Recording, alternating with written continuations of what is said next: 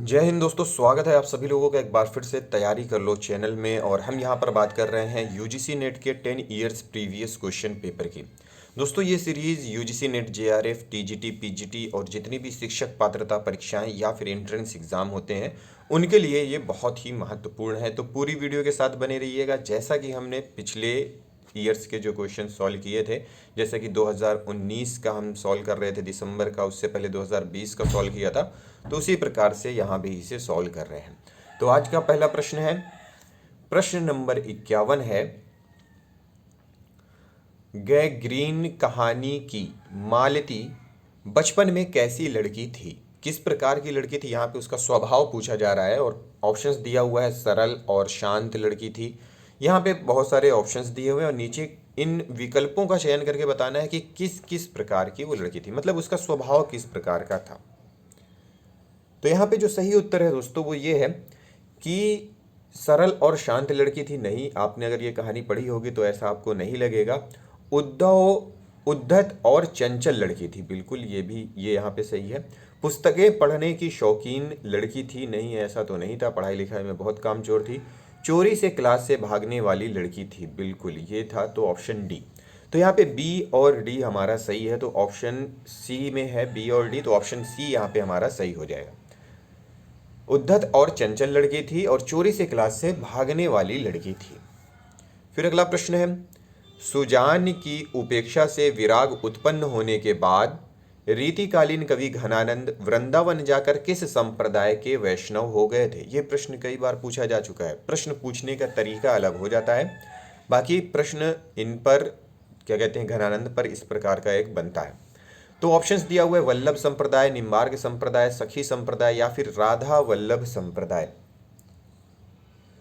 सही उत्तर है निम्बार्क संप्रदाय के वैष्णव हो गए थे, ऑप्शन बी।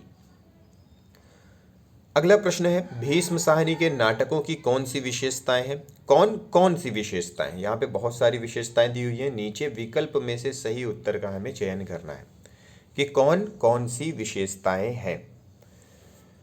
तो यहाँ पे भारतीय नारी की पीड़ा का प्रभावी प्रस्तुतिकरण बिल्कुल इन्होंने किया है। भारतीय संस्कृति की पुनरुत्थानवादी अभिव्यक्ति बिल्कुल किया है। मध्यकालीन धर्मांता, अनाचार तथा तानाशाही की सामयिक संगति नहीं किया है। सांप्रदायिक एकता और राष्ट्रीय अखंडता की अभिव्यक्ति इन्होंने नहीं की है। तो यहाँ पे ए और बी ऑप्शन सही है। तो उनमें से ऑप्शन ए विकल्प सही है कि ए और बी, भारतीय नारी की पीड़ा का प्रभावी प्रस्तुतिकरण किया है और भारतीय संस्कृति की पुनरुत्थानवादी अभिव्यक्ति की है। अगला प्रश्न है कि निम्नलिखित में से कौन सा प्रवासी लेखक मॉरिशस का नहीं है? महेश राम जियावन, अभिमन्यु अनंत, रामदेव धुरंधर, महात्म सिंह, इनमें से कौन है जो प्रवासी लेखक है और मॉरिशस का नहीं है? तो वो सही उत्तर है महात्म सिंह। महात्म सिंह मॉरिशस के प्रवासी लेखक नहीं हैं। इसके अलावा देख लीजिए, नोट कर लीजिए ये तीनों नाम, महेश राम जियावन, अभिमन्यु अनंत, रामदेव धुरंधर, ये मॉरिशस के प्रवासी लेखक हैं। ये प्रवासी लेखक हैं और मॉरिशस के। फिर अगला प्रश्न है कि पुनर्जागरण का भारतीय साहित्य में पहला प्रतिफलन माइकेल मधुसूदन दत्त के बांग्ला काव्य मेघनाथ का, जो कि 1861 में आया था, को माना गया है। उपर्युक्त कथन किस आलोचक का है? रामचंद्र शुक्ल, हजारी प्रसाद द्विवेदी, रामकुमार वर्मा या फिर रामस्वरूप चतुर्वेदी जी का? इनमें से उपर्युक्त कथन किसका है? तो जाहिर सी बात है, सबसे ज़्यादा जिन्होंने इतिहास के बारे में बताया है वो हैं आचार्य रामचंद्र शुक्ल, और ऑप्शन ए यहाँ पे हमारा सही है।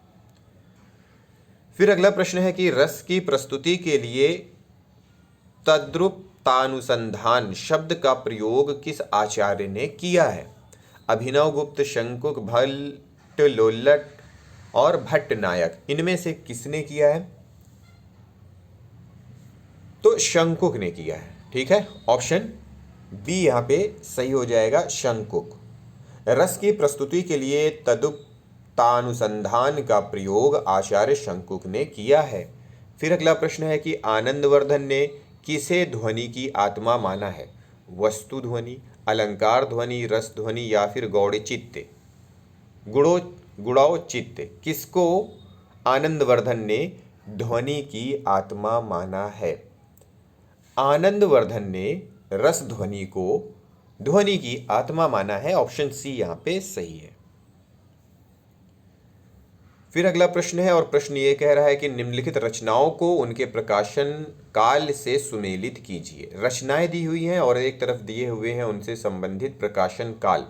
अब बताना है इनमें से कौन सा ऑप्शन हमारा यहाँ पे सही है। नीचे कूट का मिलान करते हुए हमें जवाब देना है। ठीक है, सबसे पहला दिया हुआ है मोहन राकेश की डायरी, तो ये हो जाएगा 1972। क्या हो जाएगा? 1972 मतलब 3, यहाँ पे अगर 3 लिख दें तो बेहतर रहेगा। ठीक है, डायरी के कुछ पन्ने 1958, ये सामने सामने ही हो जाएगा। मेरी कॉलेज डायरी, ये किसका है? ये शायद धीरेन्द्र शर्मा का है ये, और इसका है 1940। फिर है एक कार्यकर्ता की डायरी, ये है 1985। तो यहाँ पे आ जाएगा 3 2 5 4, 3 2 5 4 ऑप्शन बी में दिया हुआ है। तो ऑप्शन बी दोस्तों यहाँ पे हमारा सही हो जाएगा। ठीक है, ऑप्शन बी।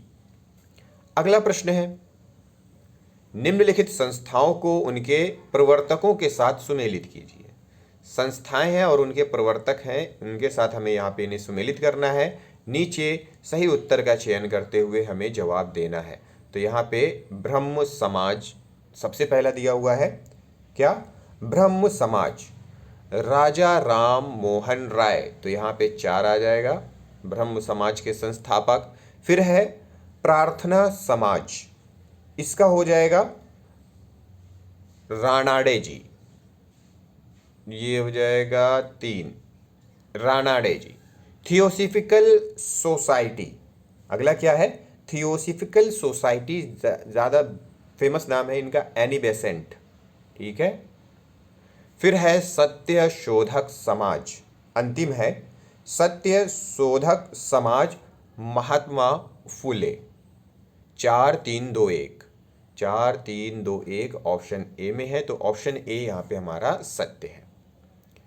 फिर अगला प्रश्न है निम्नलिखित में से किस कवि का संबंध नवगीत विधा से नहीं है? क्या पूछ रहा है? निम्नलिखित में से किस कवि का संबंध नवगीत विधा से नहीं है? तो यहाँ पे ऑप्शन जो हमारा सही है वो है गिरधर राठी, ऑप्शन बी। इसके अलावा कुमार रविंद्र, वीरेंद्र मिश्र, माहेश्वर तिवारी, इनका संबंध नवगीत विधा से है। तो इस प्रश्न के हिसाब से ऑप्शन बी सही है।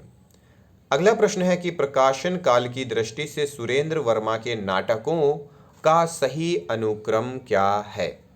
यहाँ पे अनुक्रम दिए हुए हैं, प्रकाशन काल की दृष्टि से बताना है कि सुरेंद्र वर्मा के नाटकों का सही अनुक्रम यहाँ पे क्या होगा। तो वो है द्रौपदी, 8वां सर्ग, शकुंतला की अंगूठी और रति का कंगन। ऑप्शन सी यहाँ पे सही है। फिर अगला प्रश्न है और प्रश्न ये कह रहा है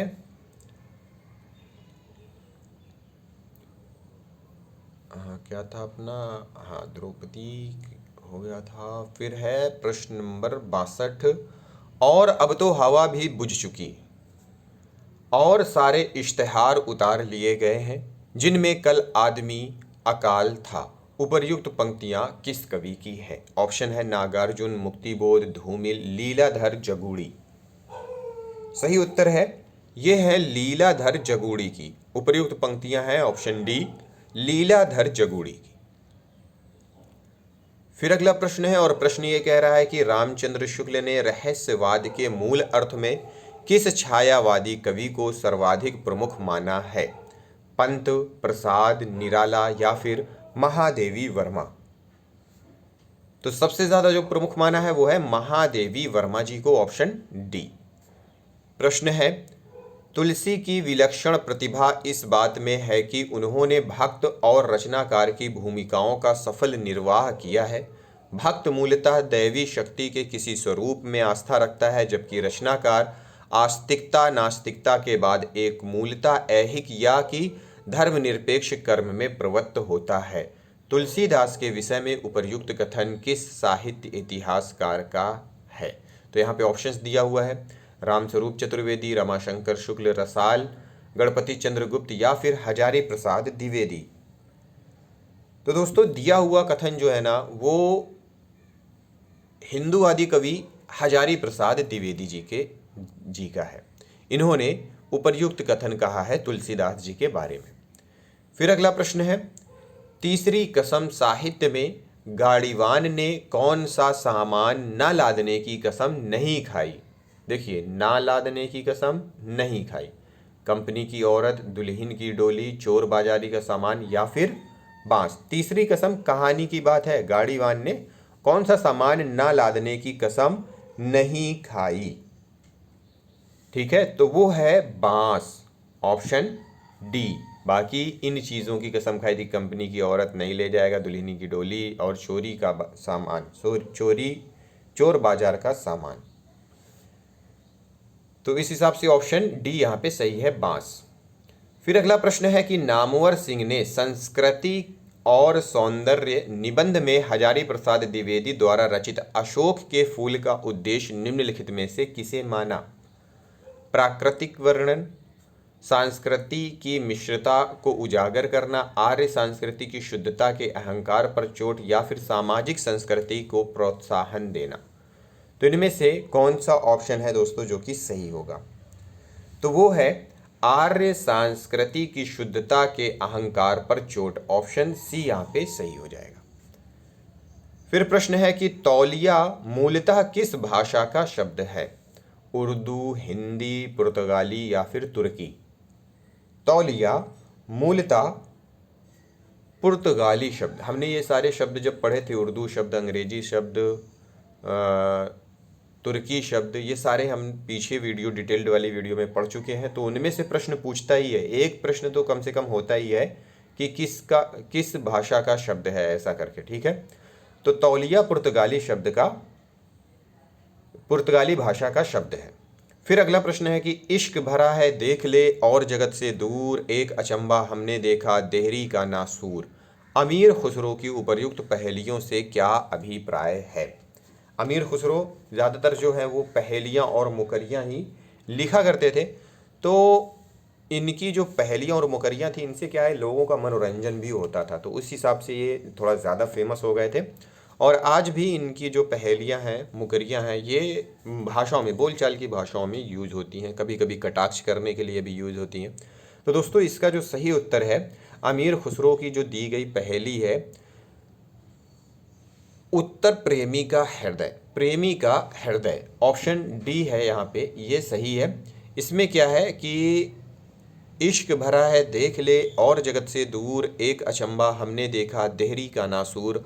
अमीर खुसरो की उपर्युक्त पहेली का अभिप्राय है प्रेमी का हृदय। फिर अगला प्रश्न है दोस्तों, और प्रश्न ये कह रहा है कि निम्नलिखित में से कौन कौन से कवि उत्तर छायावाद से संबंध हैं? ऑप्शन यहाँ पे बहुत सारे ऑप्शंस दिए हुए हैं, 4 हैं, और 4 में से पूछ रहा है कौन कौन है। यहाँ पे सही विकल्प का चयन करते हुए हमें सही उत्तर का जवाब देना है। तो राम नरेश त्रिपाठी ये तो नहीं है, रामेश्वर शुक्ल अंचल ये भी नहीं है, बालकृष्ण शर्मा नवीन ये हैं, भारत भूषण अग्रवाल ये भी हैं। तो सी और डी अपना ऑप्शन डी में है, तो ऑप्शन डी सही हो जाएगा। फिर अगला प्रश्न है कि आचार्य भरत ने काव्य दोषों की संख्या कितनी मानी है? 8, 9, 5 या फिर 10? काव्य दोषों की संख्या 10 मानी है आचार्य भरत ने। अगला प्रश्न है, यशपाल के अनुसार यशपाल के उपन्यास झूठा सच में दौलत राम आजाद किस राजनीतिक दल का सदस्य था? कांग्रेस, कम्युनिस्ट पार्टी, मुस्लिम लीग या फिर जनसंघ? हमने इस पर कई बार ये प्रश्न देखा हुआ है। तो वह दौलत राम जो है, झूठा सच उपन्यास का दौलत राम राजनीतिक दल किसका था? Communist party. ऑप्शन बी यहाँ पे सही हो जाएगा, कम्युनिस्ट पार्टी का सदस्य था।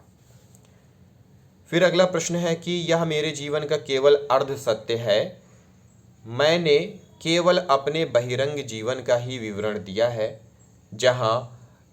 जहाँ तक अंतरंग जीवन का प्रश्न है वह नितांत मेरा अपना है, आपको उसका सहभागी बनने की उदारता मुझमें नहीं है। उपर्युक्त वक्तव्य किस आत्मकथाकार का है?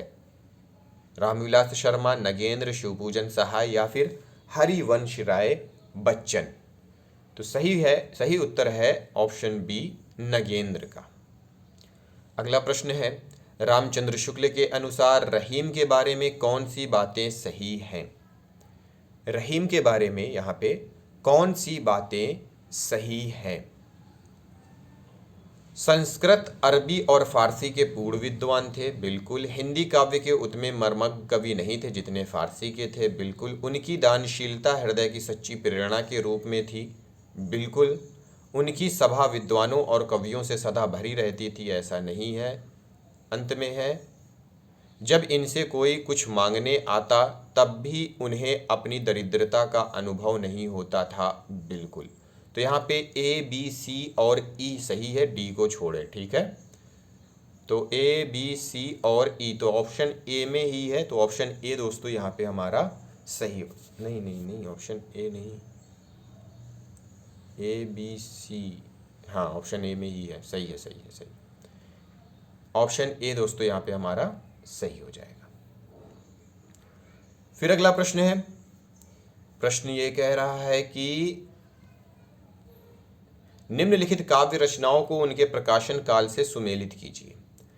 काव्य रचनाएं दी हुई हैं और प्रकाशन काल दिए हुए हैं, इनमें से हमें बताना है कि कौन सा उत्तर यहाँ पे हमारा सही हो सकता है। नीचे कूट का मिलान करते हुए सही उत्तर का हमें जवाब देना है, ठीक है। तो एक तरफ है काव्य रचनाएं और दूसरी तरफ है उनसे संबंधित प्रकाशन वर्ष, प्रकाशन काल। सबसे पहला दिया हुआ है जूही की कली। जूही की कली 1916। फिर है भारत भारती 1912। इसके बाद है प्रिय प्रवास 1914 और अंत में दिया हुआ है प्रथम रश्मि 1919। तो 3 4 2 1, 3 4 2 1 यहाँ पे ऑप्शन बी में है, तो ऑप्शन बी दोस्तों यहाँ पे सही हो जाएगा।